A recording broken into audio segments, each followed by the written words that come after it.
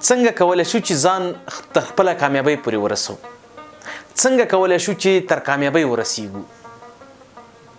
ډېر کله تاسې به دا سیرونه لیدلي چې هغوی په هر ډګر کې له ماتې سره مخ وي، په هر ډګر کې ناکامه راځي.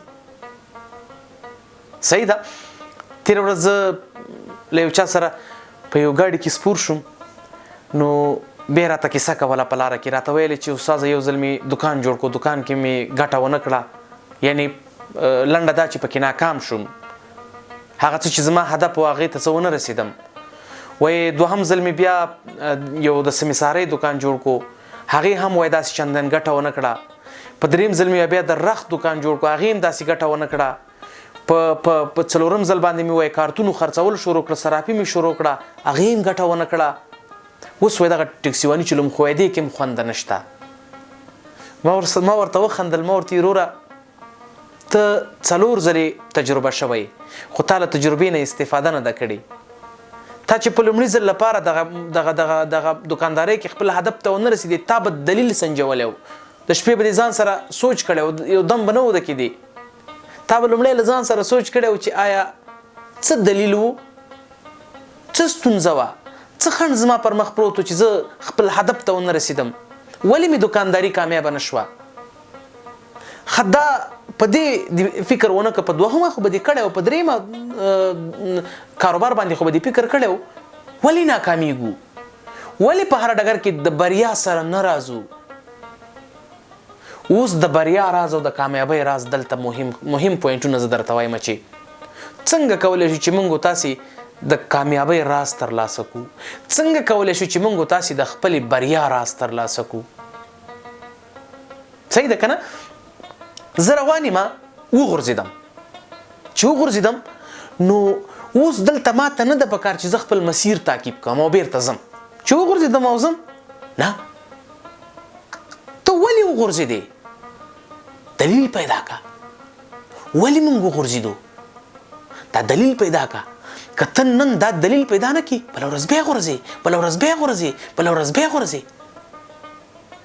کله چې دې دا دلیل پیدا که، د دې دلیل د پرمختګ دپاره، د قویتوب دپاره کار وکړه.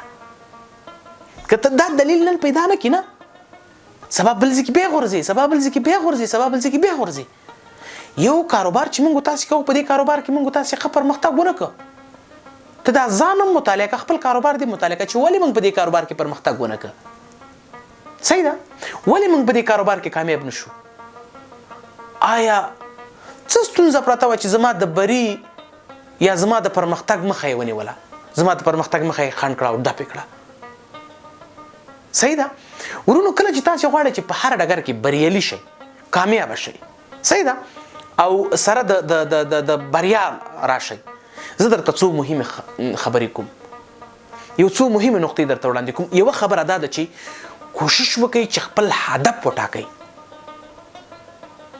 هیڅ کله یو کاروبار بې هدفه مه شروع کوئ، هیڅ کله خپل کاروبار، هیڅ کله یو کار بې هدفه مه شروع کوئ. یو هدف ځان ته تعقیب کئ، یو مسیر ځان ته تعقیب کئ، او هماغه هدف ته په کتو تاسې کوشش وکئ. د خپل کاروبار دا د نړۍ لوی لوی سرمایه ګزاران، د نړۍ لوی لوی سرمایه‌داره خلک، هغوی هدف ټاکلی، د خپل هدف ته د رسیدو لپاره یې هلې ځلې کړي. کله چې تاسې غواړئ چې بریالي شئ، لومړی نو تاسې کار وکئ، هدف وټاکئ. اوس چې د هدف وټاکه، اوس دا فکر وکړه چې هدف ته د رسیدو لارې زما کومې دي، د کومو لارو کولی شم چې خپل هدف ته ورسیږم. لارې هدف مې وټاکه، اوس په دې فکر وکړه چې آیا زه د کومو لارو کولی شم چې خپل هدف ته ځان ورسولی شم. آیا زه په خپله دا کوشش وکړم، مالي امکاناتو ته ضرورت شته، سیټ اپ ته ضرورت ده، چا ته ضرورت ده، د چا پر مټ، د کومو لارو پر وسیله زه کولی شم چې خپل هدف ته ځان ورسوم. د کامیابۍ یو راز دا دی، ګوري، خپل هدف به وټاکئ، بیا به د هدف ته د رسیدو لپاره لارې ولټئ چې موږ څنګه کولی شو چې خپل هدف ته د رسیدو لپاره هغه لارې تعقیب کړو، تر څو موږ هماغه لارې تعقیب کړو، د هماغې لارې پر اساس موږ تاسې خپل هدف ته ورسیږو. کلیر ده نه؟